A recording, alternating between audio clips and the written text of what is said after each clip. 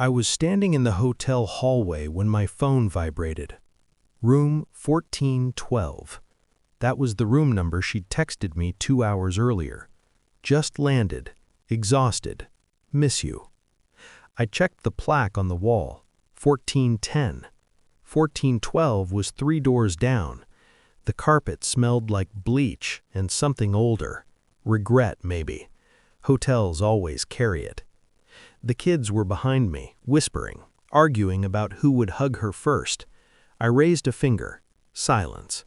They didn't understand why my breathing had slowed, why my hand was shaking even though my face felt calm. Then I heard it. Laughter. Not hers. A man's voice, low and intimate, slipping through the thin hotel door like a confession that didn't know it was being overheard. I didn't move. I didn't knock. I didn't think. I counted my breaths instead. 1, 2, 3. I told myself it was nothing, a TV, a neighbor, a coincidence. But my body already knew. It always knows first. I stared at the door like it might blink, like it might deny me what my ears had just stolen. My children tugged at my jacket. Daddy? I smiled. A good one. Practiced.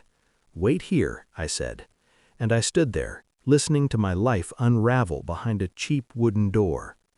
We didn't surprise her. I told the kids Mommy had a meeting, ice cream instead, a pool, disappointment disguised as adventure. That night she called. Her voice was normal, warm, familiar. That hurt the most. Everything okay? She asked. Yes, I said, and meant something else. She talked about work, about stress, about missing us. I imagined her sitting on the edge of the bed, or not sitting alone at all.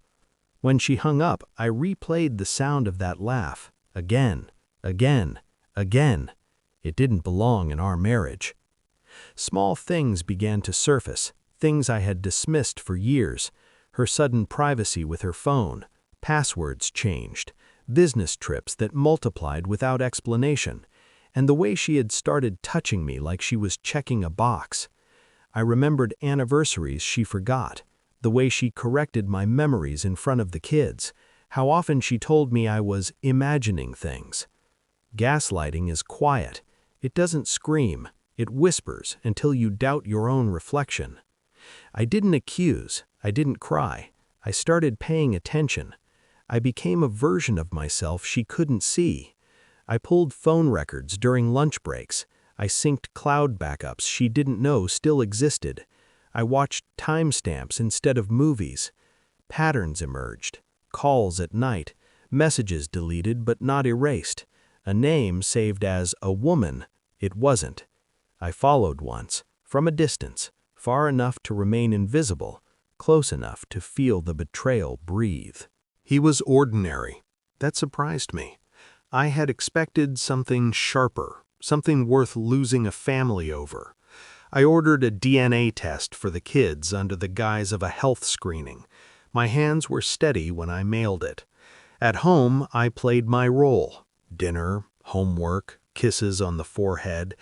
Inside, I was reorganizing my entire emotional architecture. I wasn't angry yet. Anger comes after certainty. The envelope arrived on a Tuesday. 2 children, one not biologically mine. I read it twice, slowly, like a legal document. That night, I placed the report on the kitchen table. No introduction, no explanation. She saw it immediately. Her knees buckled. She didn't cry at first. She stared at the paper like it had betrayed her too. When? I asked. I already knew. She collapsed into sobs. Words spilled out. Affairs. Years. The man from the hotel. Others before him. She said she was sorry. I believed her. It didn't matter. I had already spoken to a lawyer. I had already separated accounts. I had already filed custody paperwork. When she begged, I listened. When she promised, I nodded. Then I handed her another folder. Photos, messages, timelines, and a final document, a letter to her parents, to his wife, to our friends, scheduled, timed, unstoppable. "I didn't want revenge," I said calmly. "I wanted truth to survive you." She screamed then, not at me, at the walls, at herself. I walked past her.